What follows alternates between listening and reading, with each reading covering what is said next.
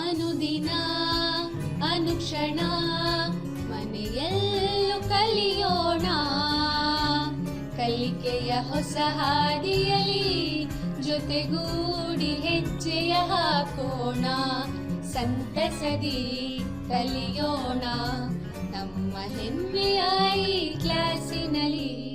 Yes, sir. Yes, teacher. Present, ma'am. संवेदा ई class जमात पंजम मजमून माहौलियाती मुताला। बिस्मिल्लाहिर्रहमानिर्रहीम। प्यारे बच्चों और अजीज तलबा, अस्सलाम वालेकुम रहमतुल्लाहि व बरकातहू। अल्हम्दुलिल्लाह, मेरा नाम Rihana Banu, my government Urdu higher primary school Tangband Ballari में मुअल्लिमा की हैसियत से खिदमत अंजाम दे रही हूँ। इस वक्त मैं 5वीं जमात के तलबा से मुखातिब हूँ। आपका खैर मुक़द्दम करते हुए आज मैं इस ऑनलाइन क्लास में नई मालूमात, नई हौसलों और नई उम्मीदों को लेकर आपके सामने हाजिर हूँ। उम्मीद करती हूँ आप भी नई मालूमात को जानने के लिए बेताब होंगे। अजीज बच्चों, अब आप सब अपनी जमात पंजम की माहौलाती मुताला किताब बयाज कलम लेकर बैठ जाओ। मैं आपसे चंद सवालात करूंगी। उम्मीद करती हूँ कि आप इनके जवाबात देंगे। तमहीदी सवालात इस तरह से हैं। हमें जिंदा रहने के लिए किन किन चीज़ों की ज़रूरत होती है? सवाल नंबर 1, हमें जिंदा रहने के लिए किन किन चीज़ों की ज़रूरत होती है? बिल्कुल सही, हमें जिंदा रहने के लिए हवा, पानी और ग़िज़ा की ज़रूरत होती है।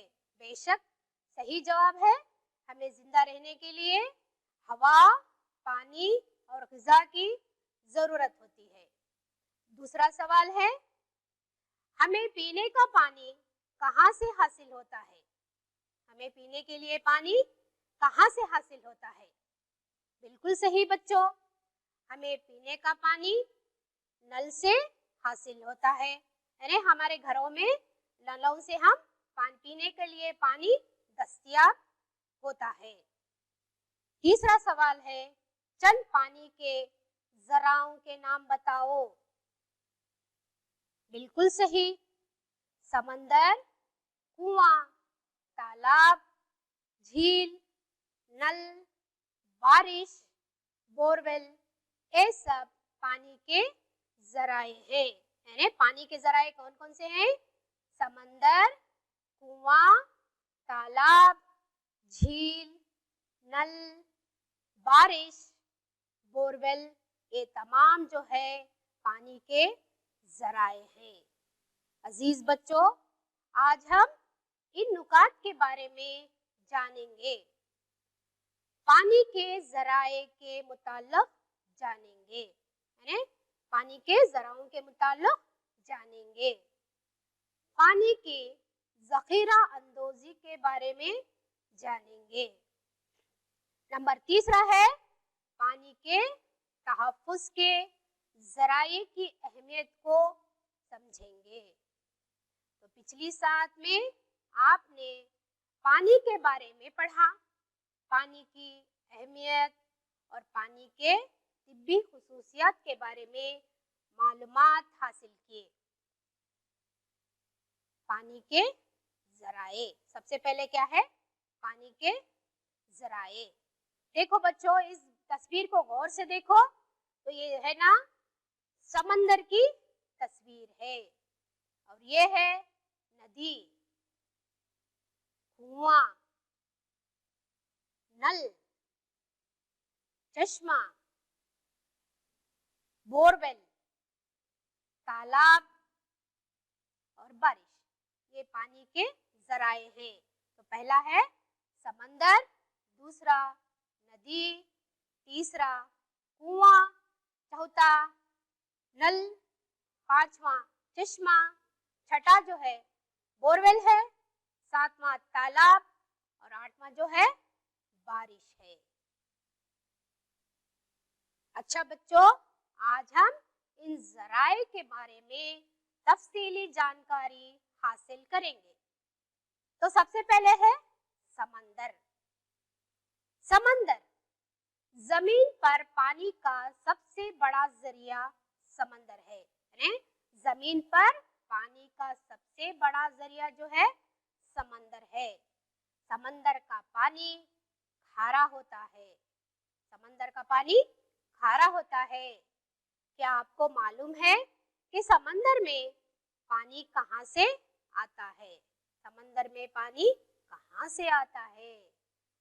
जब मौसम गर्मा में पहाड़ों पर जमी बर्फ पिघलकर नदी में मिल जाती है और बारिश भी पानी का एक जरिया है जिससे नदियाँ भर जाती हैं और वहाँ से तमाम नदियाँ मखसूस रास्ते से होते हुए बहकर बाला आकर समंदर में जा मिलती हैं। इस तरह समंदर में पानी आता है। तो बच्चों, आपको मालूम हो गया होगा कि समंदर में पानी कहाँ से आता है। अरे जब मौसम गर्मा में पहाड़ों पर जमी हुई बर्फ पिघलकर नदी में जा मिलती है और बारिश भी एक अहम जरिया है जिससे नदियाँ जो है भर जाती हैं और तमाम नदियाँ मखसूस रास्ते से होते हुए बहकर बाला आकर समंदर में जा मिलती हैं। इस तरह समंदर में पानी आता है। समंदर में और बहिरों में मौजूद पानी के अंदर मुतादिद किस्म के नमक घुले होते हैं, इसलिए पानी खारा होता है। यानी पानी खारा किसकी वजह से होता है? उसके अंदर बहिरों और समंदरों में नमक घुले होते हैं, इसलिए पानी खारा होता है। ये पानी पीने, घरेलू ज़राए और सन्नती ज़रूरियात को पूरा करने के लायक नहीं होता। समंदर के पानी से नमक तैयार करते हैं। समंदर के पानी से नमक भी तैयार करते हैं। समंदर में कोई चीज़ डूबती नहीं क्योंकि पानी का खारापन किसी भी अशिया को ऊपर की तरफ उछाल देता है। अब दूसरा है नदी। नदी का पानी जंगलों और पहाड़ों पर से गुजरते हुए मैदान में आ पहुंचता है।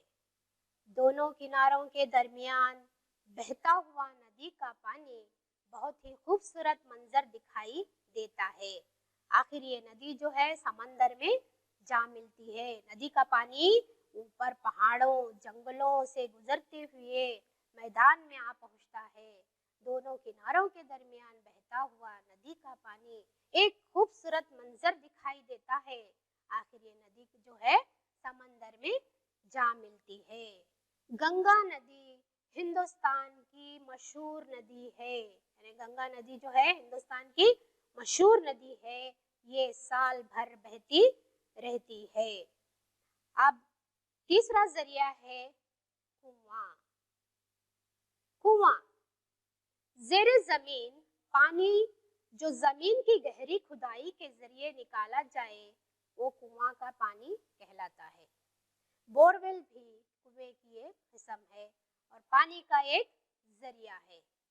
बोरवेल के पानी को पंप के जरिए निकाला जाता है। यानी बोरवेल जो है हम देखते हैं आसपास जहाँ भी बोरवेल मौजूद होते हैं तो वहाँ पर क्या है, जब हम हैंड पंप करते हैं यानी हैंडल को जब हमें दोनों हाथों से जोर लगाकर मारते हैं तो है ना पानी आता है। तो इसी तरीके से पानी जब पानी का है ना बोरवेल को पानी पंप के जरिए निकाला जाता है और ये जो है बोरवेल भी कुएं की एक किस्म है। कुएं का पानी मीठा होता है और पीने के लायक भी होता है। अब हमारे सामने है नल। नल पानी के तमाम जराओं में सबसे आसानी के साथ दस्तयाब दस्तियाब होने वाला पानी का जरिया नल है, जो हमें घरों में हासिल होता है। पानी हम कहाँ से हासिल करते हैं? घरों में, यानी नल के जरिए हम पानी हासिल करते हैं। हमारे घरों में पानी जो है नलों के जरिए हमें दस्तियाब होता है। तो ये जो है नल हमारा पानी का एक जरिया है। अब पांचवा है चश्मा। चश्मा जमीन के अंदर जमाशुदा पानी दबाव के सबब बजरिए सुराख बाहर निकलता है, जिसे पानी के चश्मे कहते हैं। पानी का बारिश का पानी जमीन के नरम हिस्सों के जरिए नीचे उतरकर जेरे जमीन में पानी की शक्ल में जमा होता है और वही चश्मा बनकर बाहर निकलता है। यानी जमीन के जब बारिश होती है तो बारिश का पानी जो है थोड़ा जमीन के अंदर जज्ब हो जाता है और थोड़ा बह जाता है। तो इससे है ना वही चश्मे बनकर बाहर निकलता है। जेर जमीन जो पानी की शक्ल में जमा होता है वही चश्मा बनकर बाहर निकलता है। बच्चों, क्या आपने हजरत इस्माइल अलैहिस्सलाम और आबे जमजम का वाक़िया सुना है? जब हजरत इस्माइल अलैहिस्सलाम छोटे बच्चे थे, वो भूख और प्यास की शिद्दत से तड़प रहे थे, तो बच्चे की एड़ियां जमीन पर रगड़ रगड़ कर रोने की वजह से वहां से पानी का चश्मा फूट पड़ा था।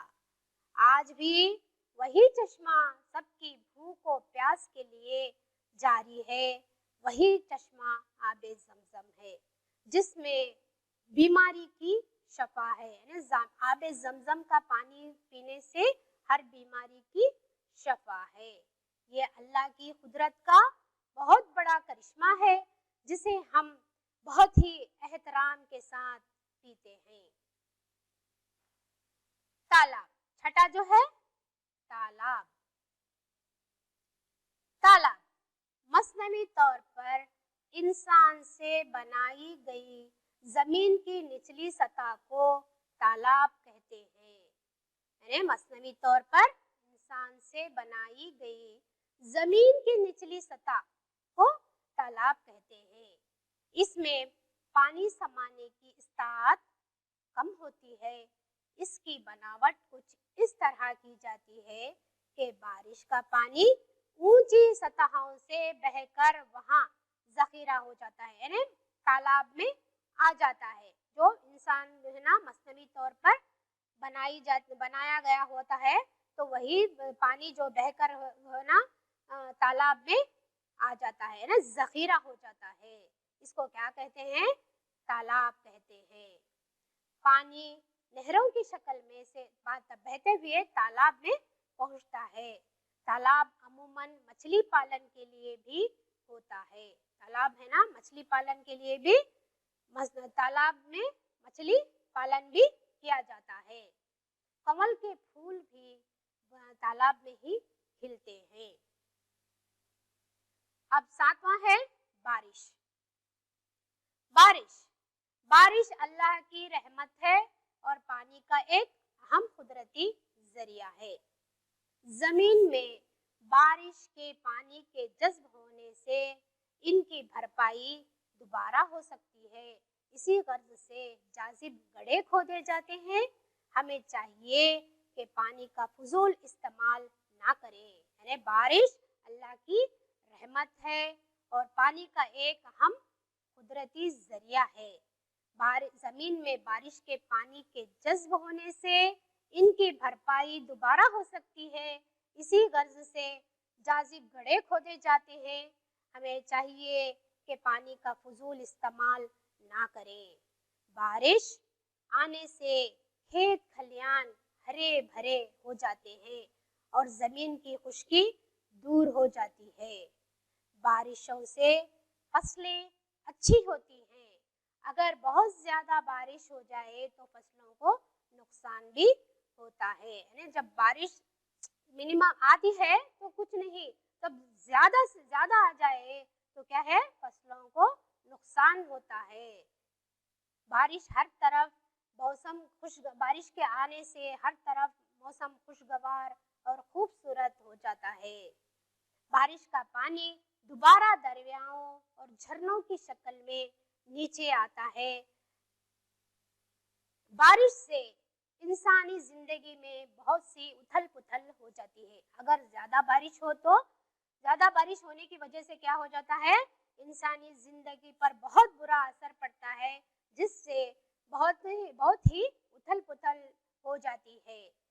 बारिश होने पर पानी जमीन पर से बह जाता है, कुछ हिस्सा जमीन में जज्ब हो जाता है। हमें सारा पानी बारिश से ही मिलता है। जब बारिश होने पर पानी जमीन पर से बह जाता है, कुछ जमीन में जज्ब हो जाता है, यानी तमाम पानी जो है हमें सारा पानी बारिश से ही मिलता है। बारिश 3 से 4 महीने तक होती है। हमारे साथ साथ तमाम जानदार साल भर पानी इस्तेमाल करते हैं। जखीरा अंदोजी, अगर पानी जखीरा करके ना रखा जाए तो साल भर के लिए पानी नाकाफी होता है। इसलिए पानी की जखीरा अंदोजी जरूरी है। पानी का इस्तेमाल किफायत शारी यानी बहुत सोच समझकर इस्तेमाल करना चाहिए। पानी का इस्तेमाल सोच समझकर किफायत शारी के साथ करना चाहिए, क्योंकि पानी हमारे लिए बेहद जरूरी है। पानी के मुख्तलिफ जखीरा अंदोजी के मुख्तलिफ तरीके हैं। कर्नाटक में आबी जखायर के बहुत बड़े बड़े बांध बांधे गए हैं। इनमें मशहूर बांध या डैम ये हैं: तुंगाभद्रा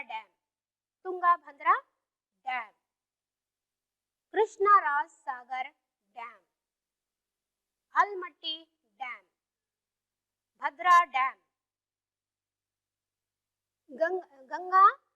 गंगानमक्की डैम। आबी जखीरा, नदियों के दरमियान बंद बांधा जाता है ताकि वहां साल भर पानी जमा रहे, जहां मंसूबों के जरिए उन मुकामात के लिए पानी फराहम किया जाए जहां उनकी किल्लत हो।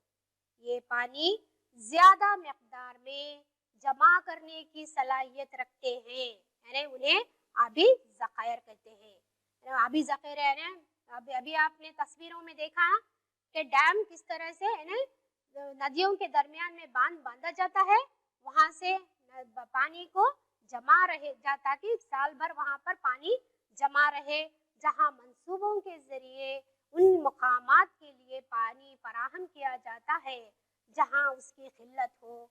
ये पानी ज्यादा मिकदार में जमा करने की सलाहियत रखते हैं, उन्हीं ही आबी जखायर कहते हैं। यानी डैमों की तस्वीर अभी आपने गौर से देखा है ना, तो वही आबी जखायर के हैं।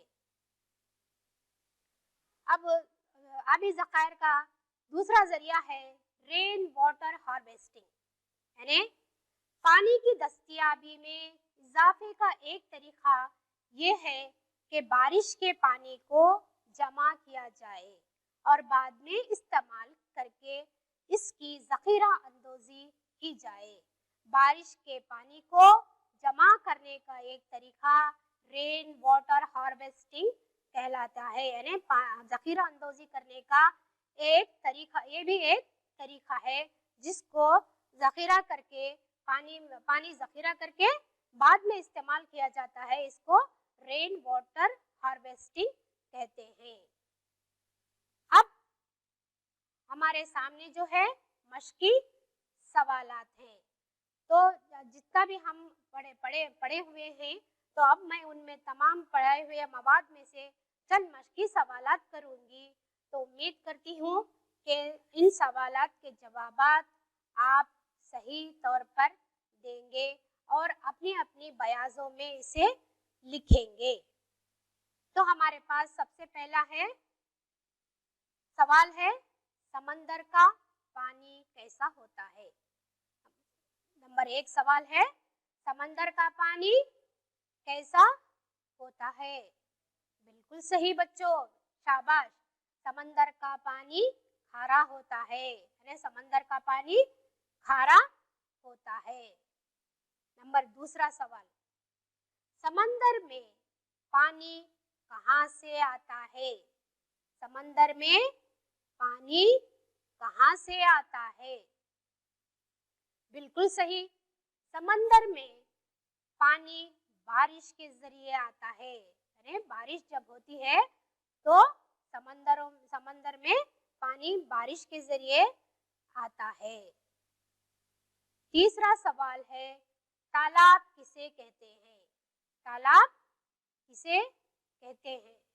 बिल्कुल सही बच्चों, मसनवी तौर पर इंसान से बनाई गई जमीन की निचली सतह को तालाब कहते हैं, यानी मसनवी तौर पर इंसान से बनाई गई जमीन की निचली सतह को तालाब कहते हैं। नंबर 4 सवाल है, पानी के चंद जराओं के नाम बताओ। पानी के चंद जराओं के नाम बताओ। बिल्कुल सही बच्चों, समंदर, तालाब, कुआं, चश्मा, नल, बारिश वगैरह ये तमाम जो है पानी के जराए हैं। नंबर 5वां सवाल है, पानी का जखीरा किसे कहा जाता है। बिल्कुल सही, पानी को ज्यादा मकदार में जमा करके बांध बांधा जाता है, इसको पानी का जखीरा कहा जाता है। यानी पानी को ज्यादा मकदार में जमा करके बांध बांधा जाता है, इसको पानी का जखीरा कहा जाता है। बिल्कुल सही बच्चों। अब हम दूसरी मश्क की तरफ आगे बढ़ते हैं। तो अब दूसरा मश्क है हमारे पास, खाली जगहों को मुनासिब जवाब से पुर कीजिए। खाली जगहों को मुनासिब जवाब से पुर कीजिए। हमारे पास जवाबात हैं, पंप, मंडिया, समंदर, नदियां, बोरवेल। तो पहला खाली जगह पहला है, डैश का पानी खारा होता है। डैश का पानी खारा होता है। बिल्कुल सही बच्चों, समंदर का पानी खारा होता है। समंदर का पानी खारा होता है। नंबर 2, बारिश के मौसम में डैश भर जाते हैं। बारिश के मौसम में डैश भर जाते हैं। क्या भर जाते हैं बच्चों? नदियां। बिल्कुल सही, बारिश के मौसम में नदियां भर जाती हैं। नंबर 3 है, डैश भी कुएं की एक किस्म है। डैश भी कुएं की एक किस्म है। बिल्कुल सही बच्चों, बोरवेल। बोरवेल भी कुएं की एक किस्म है। नंबर 4 है, कृष्णाराज सागर डैम डैश जिले में वाक़ है। कृष्णाराज सागर डैम डैश जिले में वाक़ है। मंडिया। बिल्कुल सही बच्चों, मंडिया में वाक़ है। कृष्णाराज सागर डैम मंडिया जिले में वाक़ है। नंबर 5 है, बोरवेल का पानी डैश के जरिए निकाला जाता है। 5वां है, बोरवेल का पानी डैश के जरिए निकाला जाता है। बिल्कुल सही बच्चों, पंप के जरिए निकाला जाता है। यानी बोरवेल का पानी पंप के जरिए निकाला जाता है। अब हमारे सामने अब हम तीसरी मश्क की तरफ आगे बढ़ते हैं। तो अब हमारे पास सामने है तीसरी मश्क जो है, ये जुमले सही हैं या गलत, इनकी निशानदेही कीजिए। ये जुमले सही हैं या गलत, तो इनकी निशानदेही कीजिए। पहला है, समंदर का पानी मीठा होता है। समंदर का पानी मीठा होता है। क्या बच्चों ये बिल्कुल सही है या गलत? बिल्कुल सही बच्चों, ये जवाब गलत है। समंदर का पानी मीठा होता है, ये जवाब जो है गलत है। नंबर दूसरा है, हमें साल भर बारिश का पानी दस्तयाब होता है। हमें साल भर बारिश का पानी दस्तयाब होता है, ये जवाब गलत है। बिल्कुल सही बच्चों, ये बारिश का पानी साल भर हमें नहीं दस्तयाब होता। ये बिल्कुल आपने ये हमें साल भर बारिश का पानी दस्तयाब होता है, ये गलत जवाब है। तीसरा है, हमें घरों में पानी नल के जरिए दस्तयाब होता है। हमें घरों में पानी नल के जरिए दस्तयाब होता है। बिल्कुल सही, सही है ना, हमें घरों में नल के जरिए ही पानी दस्तयाब होता है। चौथा है, नदियां साल भर बहती हैं। साल भर बहती रहती हैं, नदियां साल भर बहती रहती हैं। गलत। बिल्कुल सही बच्चों, आपके सामने पांचवा जुमला है, दस्तयाब पानी का फजूल खर्ची से इस्तेमाल ना करें। बिल्कुल सही, सही है ना, दस्तयाब पानी का फजूल खर्ची के साथ इस्तेमाल नहीं करना चाहिए। अब देखिए आपके सामने ये तस्वीर हैं, आप गौर से इन तस्वीरों पर गौर से देखिए और निशानदेही कीजिए कि ये तस्वीर किसकी हैं। तो ये तस्वीर किसकी हैं, आप जरा गौर से देखिए। तो पहली तस्वीर किसकी है? समंदर। बिल्कुल सही, तो पहली तस्वीर किसकी है बच्चों? समंदर की। दूसरी चश्मा, वेरी गुड, बहुत सही। तीसरा जो है नदी, बिल्कुल सही है। चौथा कुआं, पांचवा तालाब, बिल्कुल सही। तो आपने इन दिए गए तस्वीरों की सही निशानदेही किए हैं। तो अब आप घर पर काम लिख लीजिए। पहला सवाल है, पानी के जराओं के तस्वीर चस्पा करके लाओ। पानी के जराओं के तस्वीर को चस्पा करके लाओ। नदी, कुआं, तालाब, झील और समंदर, इन तस्वीरों को अपनी बयाजों में चस्पा करके लाइए।